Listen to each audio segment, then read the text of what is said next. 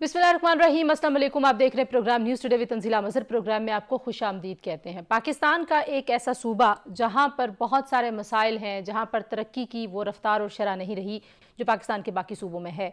उस सूबे का नाम है बलूचिस्तान। और बलूचिस्तान के ये जो हालात हैं उसमें वहाँ की टेरेन बड़ी अहम है। वहाँ पे जिस तरह से सिक्योरिटी की एक सूरत हाल पैदा होती रही है, जैसे वहाँ पर हॉस्टाइल फोर्सेस, जैसे वहाँ पर हमारे दुश्मन ममालिक के एजेंसीज़ का इंटरफेरेंस रहा है, जिसके बहुत वाज़े शवाहिद मौजूद हैं, चाहे वो कुलभूषण हों या अदरवाइज़। उन शवाहिद को देखते हुए बलूचिस्तान का मसला एक बड़ा पेचीदा मसला है। और इस मसले में एक बहुत बुनियादी सवाल वहाँ पर जबरी गुमशुदगियों का है। जबरी गुमशुदगियाँ भी हैं, मावराए आइन और कानून कत्ल के इल्ज़ामात भी हैं। और ये जो लवाहिकीन हैं इन तमाम फैमिलीज़ के, चाहे उनकी तादाद हम 1000 मान लें, 2000 मानें, 10,000 या चंद 100, लेकिन ज़ाहिर रियासत ने जवाब ढूंढना है कि आखिर ये अफराद कहाँ गए। जो सिक्योरिटी एजेंसीज़ के पास और इंटेलिजेंस एजेंसीज़ के पास जो रिपोर्ट्स हैं उसके मुताबिक ये जबरी गुमशुदगियाँ, इनमें बहुत सारी टेररिस्ट ऑर्गेनाइजेशंस और ग्रुप भी शामिल हैं और वो भी मुलव्विस हैं। और ये सिर्फ यहाँ की एजेंसीज़ की बात नहीं है, इवन एमनेस्टी इंटरनेशनल की रिपोर्ट्स के मुताबिक भी जो हॉस्टाइल फोर्सेस हैं वो भी मुलव्विस हैं इस तरह की गुमशुदगियों में। लेकिन इन लोगों को बाजियाब कराने की जिम्मेदारी बहरहाल रियासत पर है। एक और मार्च हो रहा है इन जबरी गुमशुदगियों के खिलाफ जो 6 दिसंबर को तुर्बत से चला था और अब वो इस्लामाबाद में मौजूद हैं।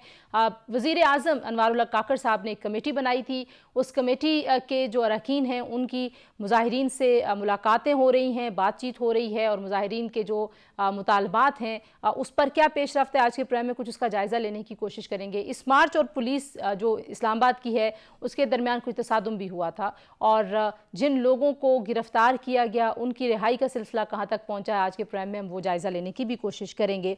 पाकिस्तान जिस तरह के रीजन में है, पाकिस्तान जिस तरह के हालात से दो चार है, चाहे वो सियासी तौर पर हों, मुआशी तौर पर हों, और फिर जिस तरह हमारे सरहद के साथ मामलात हैं, चाहे वो अफ़गानिस्तान की सरहद हो, भारत की सरहद हो, पाकिस्तान के लिए इन मसाइल को एमिकेबली हल करना बहुत ज़रूरी है। बलूचिस्तान में अमन वापस लाना बहुत ज़रूरी है। बलूचिस्तान में जो लोगों के जेन्युइन ग्रीवेंसेस हैं उनको हल करना, जवाब देना और लोगों की तसल्ली कराना ये बहुत ज़रूरी है। तो आज के प्रोग्राम के पहले हिस्से में जनाब हम इस हवाले से बात करेंगे। और जो दूसरा प्रोग्राम का हिस्सा है वो जो सियासी इस वक्त हलचल है, इंतखाबात की हलचल है, पाकिस्तान मुस्लिम लीग नवाज़ के अंदर बहुत सारी लड़ाइयों की खबरें हैं। आज कागजात नामजदगी का जो अमल है वो मुकम्मल हो गया है। आज डेडलाइन थी, आपको पता है कि उसमें 2 दिन की तोसीह की गई थी, वो डेडलाइन ख़त्म हो चुकी है। कुछ अहम जो हलके हैं वहाँ से पाकिस्तान की तमाम सियासी जमातों के लीडर्स कंटेस्ट करेंगे, उनके मुकाबले किससे होंगे, ये सारा का सारा जो प्रोसेस है अब इस पे रोज़ाना हम आपसे बात करते रहेंगे। बहरहाल जी, इमरान खान साहब जो जेल में हैं वो भी 3 हलकों से ख़बरें हैं कि इलेक्शंस लड़ेंगे। पाकिस्तान के कानून के मुताबिक उन पे कोई बार नहीं है। उनकी तोशाखाना केस में नाअहली को चैलेंज किया जाएगा। अगर उनकी नाअहली ख़त्म होती है तो वो इलेक्शन कंटेस्ट कर पाएंगे। जेल के अंदर से माजी में भी लोगों ने इलेक्शंस लड़े हैं। इसी तरीके से नवाज़ शरीफ साहब जो हैं वो मानसेरा से भी इलेक्शन लड़ेंगे, लाहौर से भी इलेक्शन लड़ेंगे। जो डॉक्टर यास्मीन राशिद हैं वो भी लाहौर से उस हल्के से इलेक्शन लड़ेंगी। ख़बरें यही आ रही हैं जहाँ से नवाज़ शरीफ ने इलेक्शन लड़ना है। शहबाज शरीफ साहब जो हैं उनके कसूर से भी कागजात नामजदगी जो हैं वो हैं। और इसके अलावा वो शायद कराची के नेशनल असम्बली के हल्के से भी उन्होंने कागजात नामजदगी जमा करवाए हैं। शाह महमूद कुरैशी साहब जो हैं वो 150 NA जो है मुल्तान का, वहाँ से कंटेस्ट करेंगे। और जब उनके पेपर्स जमा करवाने का आज मरहला हमने देखा तो एक बहुत बड़ी तादाद में अवाम निकल के एक जलसे की सूरत में जा रही थी। तो ये भी बड़े अहम मनाजर हैं। MQM के जो कन्वीनर हैं डॉक्टर खालिद मकबूल, वो भी 2-3 हलकों से इलेक्शन लड़ेंगे। बिलावल भुट्टो साहब जो हैं वो लाहौर से भी इलेक्शन लड़ रहे हैं और 194 और 197 शहदाद कोर्ट वहाँ से भी वो इलेक्शंस लड़ रहे हैं। तो ये सारे के सारे मामलात हैं। मरियम नवाज साहिबा भी इलेक्शन कंटेस्ट कर रही हैं, प्रोविंशियल असम्बली के हलकों से भी और नेशनल असम्बली के हलकों से भी। लेकिन जो असल मामला है वो है IPP के लीडर्स कहाँ से कंटेस्ट करेंगे, क्या उनका नून लीग के साथ कोई सीट एडजस्टमेंट होता है या नहीं होता। इसी तरीके से पाकिस्तान तहरीक इंसाफ पार्लियामेंटेरियंस भी है। फिर पाकिस्तान तहरीक इंसाफ का जो इंतखाबी निशान है वो भी एक सवाल अभी अपनी जगह पर मौजूद है और उसके लिए जो कानूनी लड़ाई है وہ پاکستان تحریک انصاف لڑ رہی ہے. پاکستان تحریک انصاف کو لگتا ہے کہ یہ فیصلہ خود کانٹرڈکشن ہے ان تمام پہلے ریمارکس اور چیزوں کا جو الیکشن کمیشن سے آتی رہی ہیں. پرویز خٹک صاحب جو ہیں جناب وہ NA-33 سے الیکشن لڑیں گے اور اس کے علاوہ 2 پروونشل اسمبلی کی جو نشستیں ہیں وہاں سے بھی وہ الیکشن لڑ رہے ہیں. علیم خان صاحب جو ہیں وہ NA-147 سے انہوں نے کاغذات نامزدگی جمع کرائے ہیں. ان تمام حلقوں میں کون ان کے مقابل ہوگا اس پہ ہم اگلے کسی پروگرام میں ڈیٹیل میں بات کریں گے کہ روایتی طور پر یہ حلقے کس کے رہے. بہرحال پہلے ہم چلتے ہیں آج کا جو سب سے اہم معاملہ ہے بلوچستان میں مسنگ پرسنز کے حوالے سے. ایک بڑی طویل لڑائی ہے, ایک بڑی طویل جدوجہد ہے, بہت سارے الزامات ہیں اور الزامات کے جواب میں بھی بہت سارے الزامات ہیں, لیکن مسنگ پرسنز کا معاملہ ایک حقیقت ہے. نمبرز آگے پیچھے ہو سکتے ہیں, یہ کہا جا سکتا ہے کہ اتنے نہیں اتنے مسنگ پرسنز ہیں, اور پوری دنیا میں ایسے ممالک ہیں جہاں پاکستان سے کہیں زیادہ مسنگ پرسنز ہیں. ایسا نہیں ہے کہ یہ صرف ایک منفرد واقعہ پاکستان کے صوبے بلوچستان میں ہو رہا ہے, ایسا بھی نہیں کہا جا سکتا. لیکن وہ جتنے بھی لوگ ہیں وہ اس ریاست کے شہری ہیں, ان کے جتنے بھی لواحقین ہیں وہ اس ریاست کے شہری ہیں, اور ریاست پر ان کا حق ہے کیونکہ ریاست سب کی ماں ہے اور ریاست سب کے لیے برابر ہے. سب سے پہلے بات کریں گے مرتضیٰ سولنگی, وزیر اطلاعات ہمارے ساتھ موجود ہیں, جو اس کمیٹی کا حصہ ہے جو نیگوسیشن کر رہی ہے. اور آئی مسٹ سے کہ بہت اچھے طریقے سے کل ہم نے دیکھا تھا کہ ان لوگوں نے وہاں پر بات کی, کیمرے کے سامنے بات ہوئی, گورنر بلوچستان بھی تھے, فواد حسن فواد بھی تھے. تو سولنگی صاحب سے پوچھتے ہیں کہ یہ معاملہ کیسے آگے بڑھے گا, اور اس کے بعد ہم بات کریں گے مارنگ بلوچ سے جو لیڈ کر رہی ہیں ان تمام خواتین کے ساتھ جو باقی شرکا ہیں. تو مارنگ سے پوچھیں گے کہ وہ اس معاملے کو کس طرف جاتا ہوا دیکھتی ہیں. اور پروگرام کے آخری حصے میں ہمارے ساتھ موجود ہوں گے سینیٹر آصف کرمانی صاحب, جن سے ہم انتخابی ماحول اور مسلم لیگ نون کے اندر کی جو پالیٹکس ہے اس پہ بات کریں گے. مرتضیٰ سولنگی صاحب بہت شکریہ آپ نے ہمیں وقت دیا. یقیناً مسنگ پرسنز کا معاملہ ایک پرانا معاملہ ہے اور بلوچستان کے لوگ بہت عرصے سے اس طرح کے مطالبات کے ساتھ مختلف جگہوں پہ احتجاج کرتے رہے ہیں. اب سب سے پہلے اگر میں آپ سے یہ جاننا چاہوں کہ نیگوسیشنز کے اوپر کتنی ڈیولپمنٹ آپ کو ہوتی ہوئی دکھائی دیتی ہے, کوئی بات آگے بڑھ رہی ہے یا کوئی ڈیڈ لاک ہے؟ دیکھیں, اس وقت جو صورتحال ہے وہ یہ ہے کہ جو بلوچستان سے آئے ہوئے جو مظاہرین ہیں جن میں اکثریت خواتین کی ہے, وہ پریس کلب کے سامنے موجود ہیں ٹینٹ میں, اور ان کو مکمل سیکیورٹی دی گئی ہے. وہاں پر ایمبولینس کا اور طبی سہولت کا انتظام کر دیا گیا ہے کیونکہ وہ ان کی ترجیح ہے کہ وہ وہاں بیٹھ کر پرامن احتجاج کریں گے, تو اس کی تو اجازت ہے قانون کے اندر. تو ہم ان کو سیکیورٹی بھی فراہم کر رہے ہیں اور اس کو بھی یقینی کہ کسی طرح سے ان کو کوئی تکلیف نہ ہو. البتہ کل رات ہمارے ان کے ساتھ مذاکرات ہوئے تھے اور اس میں ان کے کچھ مطالبات ایسے ہیں جو کہ کئی دہائیوں کے مسائل سے متعلق ہیں. اس کے علاوہ بھی جو ان کی ڈیمانڈز تھیں ان پر ہم گفتگو کے لیے تیار ہیں, لیکن انہوں نے یہ کہا تھا کہ جی آج کے لیے کہ کل ہم آپ کو اپنے مطالبات کی ایک فہرست بھی بھیج دیں گے اور اس پر مذاکرات کرنے کے لیے ہم تیار ہیں. تو حکومت تو ہمیشہ سے تیار ہے, لیکن یہ ہم آپ کے ناظرین کو بتا دیں کہ جب ہم گفتگو کر رہے ہیں تو اس پورے واقعے میں اسلام آباد میں جو لوگ گرفتار ہوئے تھے ان میں سے 163 افراد کی رہائی کا عمل جاری ہے. جس کے لیے جو ضمانتی مچل کے اور جو کاغذی کارروائی تھی اس کی ساری قانونی جو معاونت ہے وہ حکومت نے اپنے طور پر. میں ابھی اسی سوال کی طرف آ رہی تھی کہ آخر ایسی کیا ضرورت پڑ گئی کہ ان کو اس طرح سے گرفتار کرنا پڑا؟ کہیں انہوں نے کچھ وائلیٹ کیا تھا کیا؟ انتظامیہ کے ساتھ پہلے سے کوئی باتیں طے تھیں کہ کہاں پہ احتجاج کرنا ہے, کدھر جانا ہے, ایسا کیا ہوا؟ کیونکہ یہ جو ویژولز تھے ظاہر ہے یہ پاکستان کے اور اسلام آباد کے لیے اور نگران حکومت کے لیے کوئی بہت اچھے ویژولز نہیں تھے. میرے خیال میں اس کی تفصیلات ہم اس دن پریس کانفرنس میں دے چکے ہیں جس میں ہم نے بتایا تھا کہ جب یہ لوگ آئے ان کے یہاں اسلام آباد پہنچنے سے پہلے ہی کچھ لوگ پریس کلب میں پہلے سے موجود تھے اور کچھ لوگ جو کہ بلوچستان سے آئے وہ اسلام آباد کی حدود میں جب داخل ہوئے 26 نمبر چنگی پر تو وہاں پر آئے اور اس کے بعد انہوں نے سڑک بلاک کی اور انہوں نے جو ہے وہاں پر جو ان کو جگہیں بتائی گئی जिन में F9 पार्क भी था और H9 का जो इतवार बाजार वाला इलाका है उसके बारे में भी उनको बताया गया, लेकिन वो वहां पर जाने के लिए आमादा नहीं थे।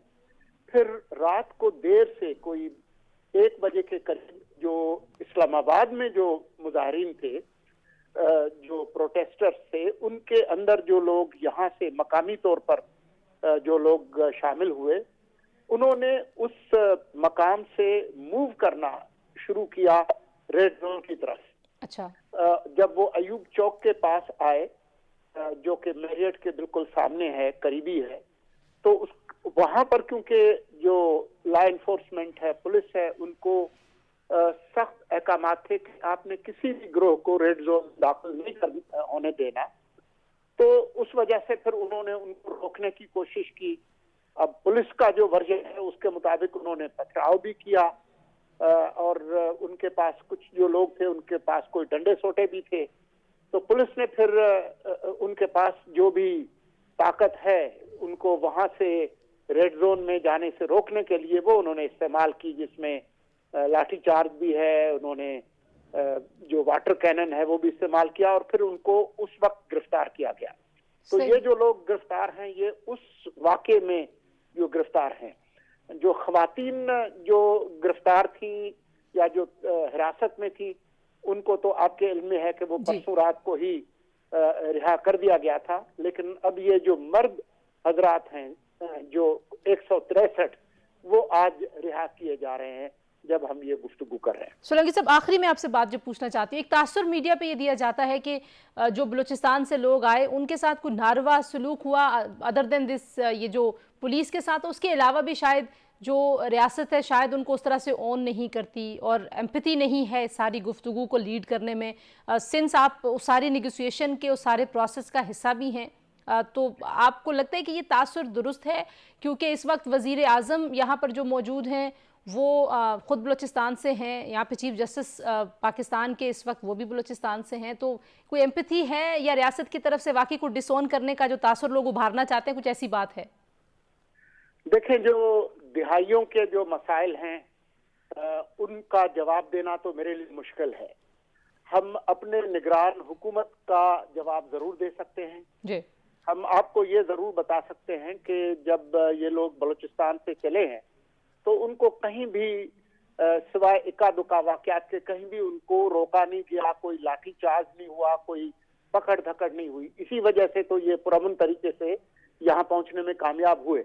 बीच में भी इनके साथ मुख्तलिफ वक्तों में बलूचिस्तान हुकूमत के अफराद ने गुफ्तगू करने की कोशिश की है, इनको इंगेज करने की कोशिश की है, कोयटा में भी और दूसरी जगहों पे भी।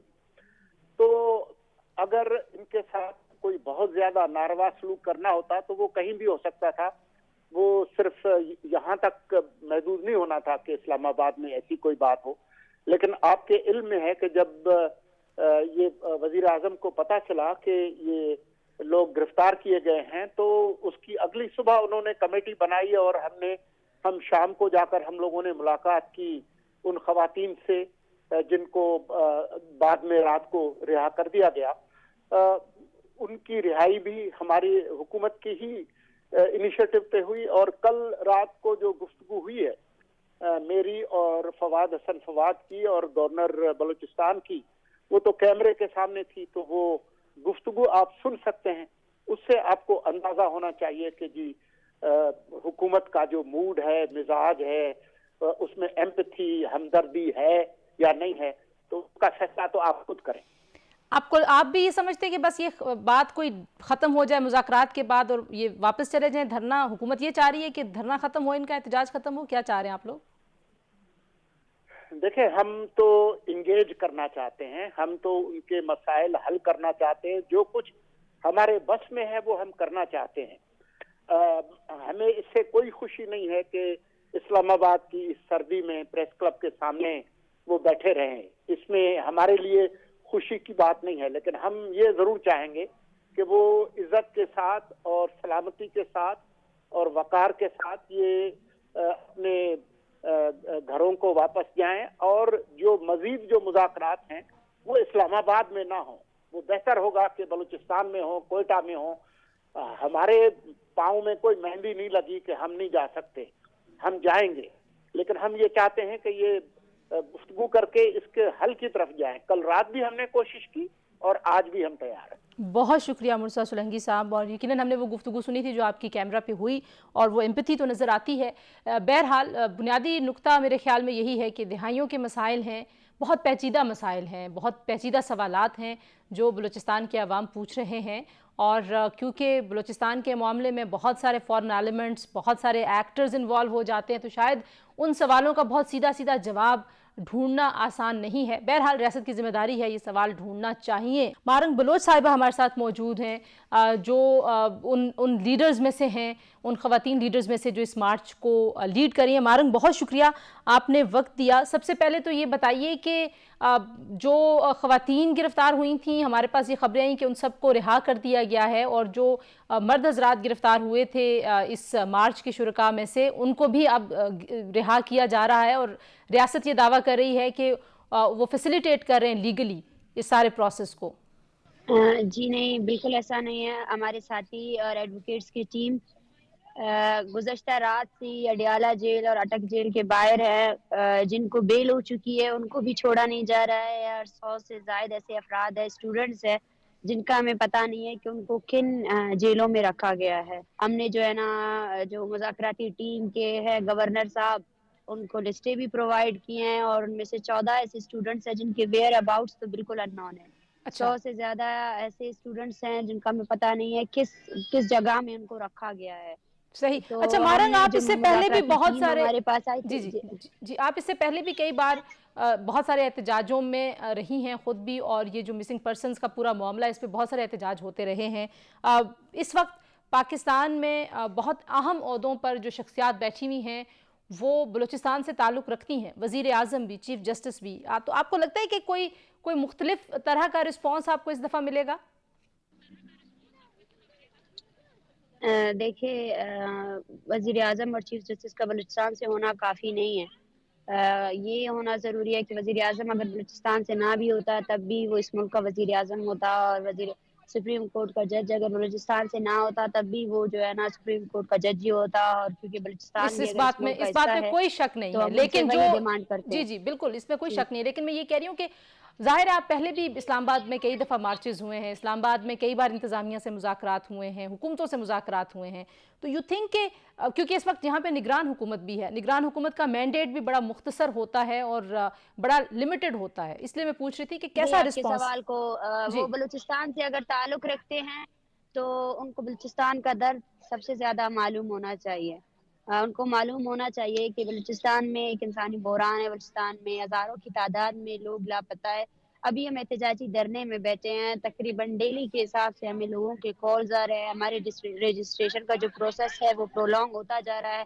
वो लोग जो पहले कभी सामने नहीं आ रहे थे, वो भी अपने प्यारों के नाम ला रहे हैं। तो इससे पता चलता है कि ये टिप ऑफ आइसबर्ग है। अब ये बात आगे कैसे बढ़ेगी, क्योंकि मुज़ाकराती टीम ने आपसे दोबारा मिलना है, आपके ख्याल में किस नुक्ते पे, क्योंकि जाहिर है मौसम बहुत सबसे पहले सख्त है, बच्चे हैं, खवातीन हैं यहाँ पे। जी जी बच्चे और खवातीन मुसलसल एहतजाज कर रहे हैं। शायद इस्लामाबाद को अभी पता चला है या पूरे मुल्क को अभी पता चला है, बलोच लापता अफराद के लवाहिकीन कुछ दहाइयों से एहतजाज कर रहे हैं। कोयटा प्रेस क्लब में एक दिन ऐसे नहीं गुजरता है जहाँ कोई प्रेस कॉन्फ्रेंस नहीं हो, जहाँ पर कोई प्रोटेस्ट ना हो। और बलूचिस्तान में हर जगह हर कोने लापता अफराद के लवाहिकीन हर दिन सरापा एहतजाज है। ये तकलीफ उस तकलीफ का बिल्कुल 0.5% भी हिस्सा नहीं है। लेकिन हमने मुज़ाकराती टीम को यही कहा है कि सबसे पहले हम संजीदगी देखना चाहते हैं आपकी। तो आपने संजीदगी कैसे नजर आएगी मारंग? आखिरी सवाल आपसे यही है, हमने अल्टीमेटम दिया है 3 दिनों का कि आप जो है ना 3 दिन के अंदर जो है ना, ये जो आपने इस्लामाबाद में तुलबा को गिरफ्तार किया है और 100 से ज्यादा ऐसे तुलबा है जो अभी तक इनके ट्रेसेस हमें नहीं पता कहाँ है, सबसे पहले इन्हें रिहा करें। और ये तहरीक जब केच में शुरू हुई थी, केच से होते हुए इस्लामाबाद पहुंची है, तो इस सिलसिले में हर जगह जो है ना मार्च के शुरा पर FIRs किए गए हैं। हमारा मुतालबा ये भी है कि फेडरल गवर्नमेंट, क्योंकि जो है ना हमारी जो मुल्क है उसका सबसे बड़ा दायरा है, वो बुनियादी तौर पर इन तमाम FIRs को क्वाश करे। बिल्कुल ठीक है। उसके बाद जो है ना हमारे जो बुनियादी मुतालबात है उसके ऊपर हम बैठेंगे भी, हम हमारे पास लिस्टें मौजूद है, हम वो लिस्टें भी देंगे।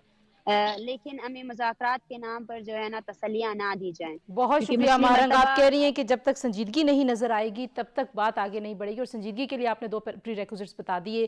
ایک تو یہ کہ جن شرکاء کو مبینہ طور پر گرفتار کیا گیا ہے ان کو رہا کیا جائے، اور جو ایف آئی آرز درج کی گئی ہیں اس مارچ کے شرکاء کو ان کو اسکویش کیا جائے. جی یہاں پر ایک بریک لیتے ہیں جی، بریک کے بعد واپس آئیں گے. پاکستان میں انتخابی جوڑ توڑ عروج پر ہے، سیاسی جماعتوں کے اندر بھی بہت سارے مسائل ہیں، اور ان مسائل کا حل کیا ہے اور کتنا اثر پڑے گا جو سیاسی جماعتوں کے اندر کچھ لڑائیاں ہیں الیکشنز پر، اس حوالے سے بات کریں گے. آصف کرمانی صاحب ہمارے ساتھ موجود ہوں گے، بریک کے بعد ہمارے ساتھ رہیے.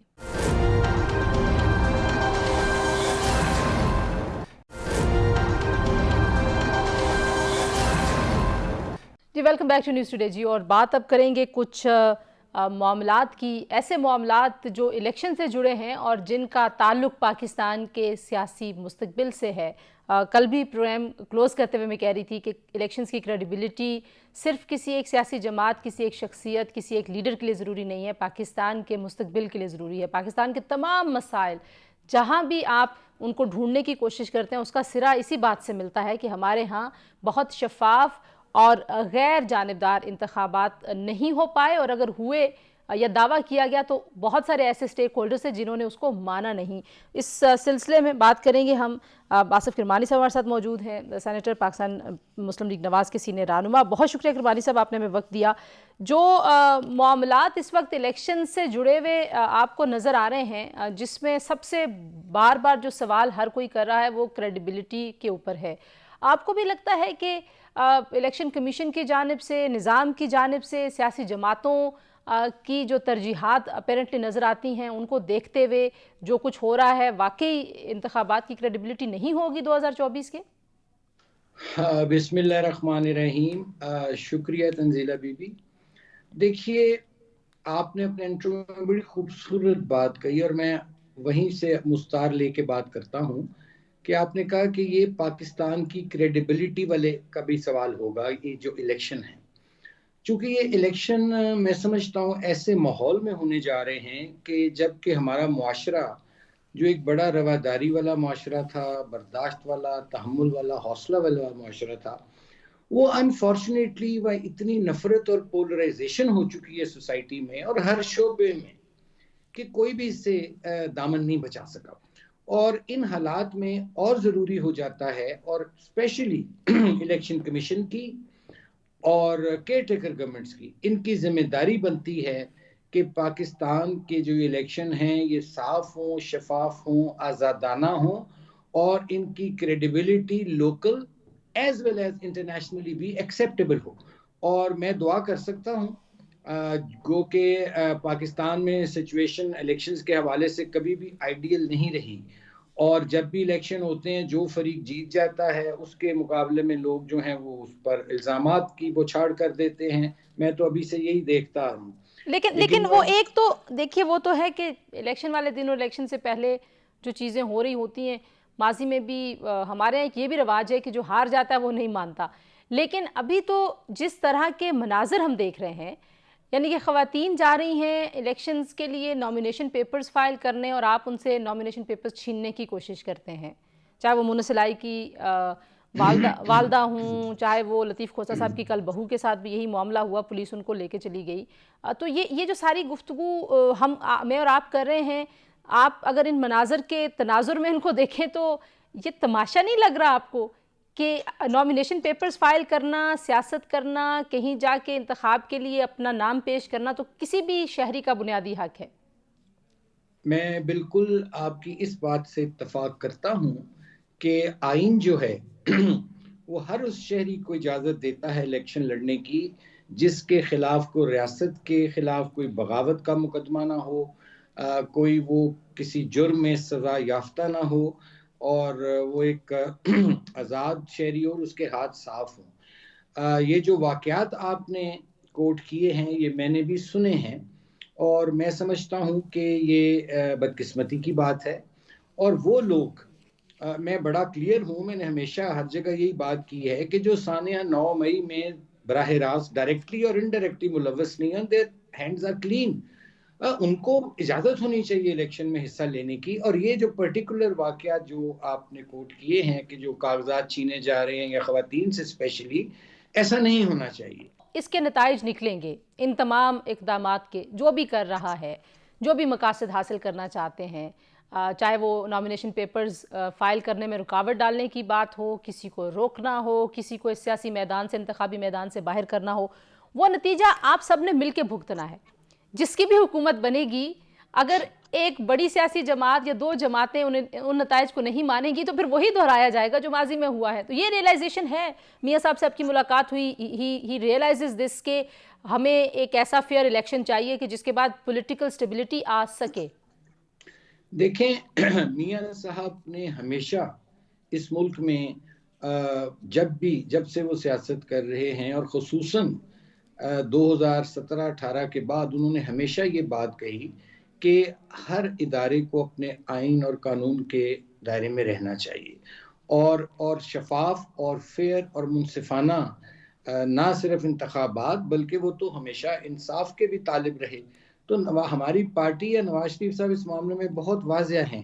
ہم کسی کے ساتھ کوئی نہ انتقامی کارروائی چاہتے ہیں، نہ ہمارا یہ کوئی مسلم لیگ کا ایجنڈا ہے. ہاں، جن لوگوں نے دیکھیے ہمارے کہنے پر تو ثانیہ 9 مئی نہیں کیا گیا. اب یہ سارا معاملہ تو شروع ہوا 9 مئی کے بعد. اب جو لوگ اس میں ملوث ہیں ان کا جو معاملہ ہے وہ that is between the courts and the accused, اور جو بھی ملزمان ہیں. اگر عدالتیں ان کو کل کو بری کر دیتی ہیں فبیہا، اگر عدالتیں سمجھتی ہیں کہ وہ اس میں ذمہ دار تھے ثانیہ 9 مئی میں، کیونکہ دیکھیے ثانیہ 9 مئی کوئی چھوٹا واقعہ نہیں. میں سمجھتا ہوں تنزیلہ بی بی آدھا منٹ دیجئے ذرا، کہ پاکستان میں 3 بڑے سانحہ ہوئے ہیں. ایک سانحہ ہوا 1971 کا، جب ہمارا حصہ ہمارے سے جدا ہوا. پھر ریسنٹ پاسٹ میں اے پی ایس میں ہمارے قیمتی معصوم بچے شہید ہوئے. اس کے بعد یہ تیسرا واقعہ ہوا جس میں کہ نہ صرف پاکستان پر، پاک فوج پر، ریاست پر، شہداء پر حملہ کیا گیا، جناح ہاؤس تک کو نہ بخشا گیا. تو میں سمجھتا ہوں کہ ہم بالکل انتقام نہیں چاہتے، نہ نواز شریف صاحب منتقم مزاج ہیں. ہم تو خود اس ظالم نظام کا حصہ رہے ہیں، اور انہوں نے بے گناہ جیلیں بھی کاٹی ہیں، انہوں نے کاٹی، ان کے خاندان کے لوگوں نے کاٹی، اور اس کے بعد عدالتوں نے انہیں سرخرو کیا. ہم تو قطعاً انتقام میں بلیو نہیں کرتے ہیں. بالکل ٹھیک ہے، یہ تو آپ کی بات بالکل صحیح ہے کہ انپریسیڈنٹڈ تھا 9 مئی میں. ایک بریک لے لوں، بریک کے بعد جب واپس آؤں گی تو نون لیگ کی انٹرنل پالیٹکس کو لے کے بہت ساری کیا سارائیاں ہیں، رومرز ہیں اور خبریں بھی ہیں. کچھ اس حوالے سے بھی کرمانی صاحب سے پوچھیں گے. کرمانی صاحب جو ہیں وہ نون لیگ میں بہت سارے جو لیڈرز ہیں ان سے زیادہ کلوز رہے ہیں حالات کے، تو ان سے پوچھیں گے کہ ان کی رائے کیا ہے ان تمام کیا سارائیوں کے حوالے سے. اسٹے ٹیون، بریک کے بعد ملتے ہیں جی.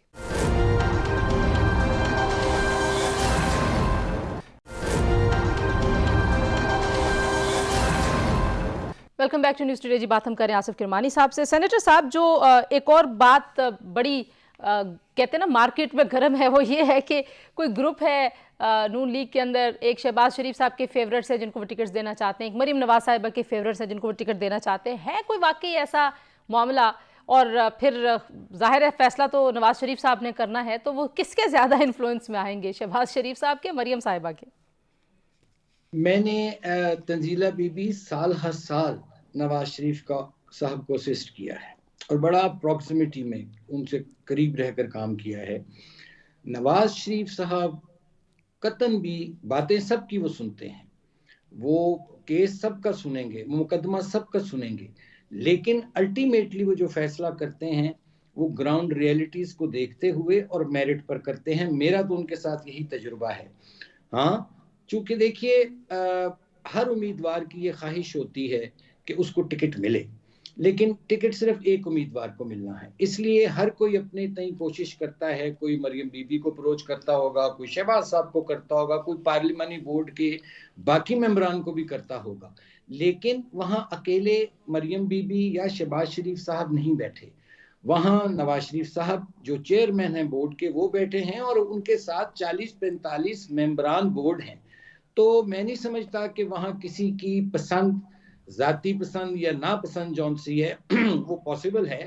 اور آئی ایشور یو کہ فیصلہ جو بھی ہوگا وہ پارلیمانی بورڈ کی مشاورت سے اور میاں صاحب کی اس میں رضامندی سے ہوگا. اس میں کسی کی لائکنگ ڈس لائکنگ پریفرنس یا نان پریفرنس جو ہے وہ نہیں چلے گی. اچھا، جو پی ٹی آئی کے کچھ منحرف اراکین ہیں جنہوں نے نون لیگ جوائن کیا، ان کے حوالے سے بھی بتائیے کہ ظاہری بات ہے زبردستی تو کوئی آپ کی پارٹی میں آ نہیں سکتا، زبردستی نکالا جا سکتا ہے پارٹی سے لیکن آ نہیں سکتا، کوئی آپ ویلکم کہیں گے تو ہی آئے گا. تو ان سے بھی کوئی انڈرسٹینڈنگ ہے نون لیگ کی کہ ان کو ٹکٹس ملیں گے؟ کیونکہ جیسے نواب شیر وسیر صاحب ہیں، ان کے حوالے سے بھی خبریں آ رہی ہیں کہ شاید ان کے ٹکٹ کا مسئلہ ہے. فیصل آباد ایک اہم حلقہ ہے، نون کا گڑھ رہا ہے، اور پی ٹی آئی کے ساتھ بھی وہاں پہ سینگ پھنسے ہوئے نون لیگ کے. تو یو تھنک کہ ان کے ساتھ جو انڈرسٹینڈنگ تھی، اگر تھی تو اس کو اس وقت آنر کیا جائے گا؟ کیا کرے گی نون لیگ؟ دیکھیے، میں دو باتیں ہیں اس میں میں ضرور عرض کرنا چاہوں گا. پہلی بات تو یہ ہے کہ میں ذاتی طور پر یہ سمجھتا ہوں، حالانکہ میں اپنی پارٹی کا پابند ہوں پالیسی کا، جو ان کا فیصلہ ہوگا ظاہر ہے مجھے قبول ہے، لیکن میں یہ سمجھتا ہوں کہ جو ہماری پارٹی کے کارکن دہائیوں سے سال ہر سال سے جو پارٹی کے لیے ان کی قربانیاں ہیں، جو انہوں نے کردار ادا کیا ہے، جب اس طرح کا کوئی ارینجمنٹ ہوتا ہے، سیٹ ایڈجسٹمنٹ کہہ لیں اس کو، اتحاد کہہ لیں، یا کسی کے انڈرسٹینڈنگ سے، تو پھر ایک تو ان کارکنوں کی دل آزاری ہوتی ہے اور ان کی حق تلفی ہوتی ہے. یہ میں ذاتی طور پر سمجھتا ہوں. ہاں، اگر آپ نے کسی سے کوئی وعدہ کیا ہے یا کوئی آپ کی کوئی انڈرسٹینڈنگ یا مجبوری ہے، تو ضروری نہیں ہے کہ آپ اپنے کسی ورکر کی ہی قربانی دیں، اپنی پیاری شے کی ہی قربانی دیں. ایسے لوگوں کو آپ اگر کل کو مسلم لیگ نون کو حکومت بنانے کا موقع مل جاتا ہے تو بہت چیزیں ہوتی ہیں. اگر آپ کسی کو بعد میں ایڈجسٹ کرنا چاہتے ہیں، بائی الیکشنز آ جاتے ہیں، اور there are so many things. لیکن بنیادی طور پر میں سمجھتا ہوں کہ پہلی ترجیح اور آخری ترجیح جون سی ہے، وہ جماعت کا وہ کارکن ہونا چاہیے جو سال ہر سال سے قیادت کے ساتھ ہر گرم سرد میں کھڑا رہا. اچھا، یہ تو آپ کا تجزیہ ہے. آئی پی پی جو شیئر مانگ رہی ہے، آپ کے خیال میں وہ زیادہ شیئر ہے پاکستان مسلم لیگ نواز سے اتنا مطالبہ کرنا ان کا؟ کیونکہ 2 بار ہمیں خبریں ملی کہ بات آگے بڑھ گئی ہے اور انڈرسٹینڈنگ ہونے والی ہے، اور پھر اس کے بعد بیک آؤٹ کر گئی پاکستان مسلم لیگ نواز. کیسے دیکھتے ہیں آپ اس ساری بحث کو؟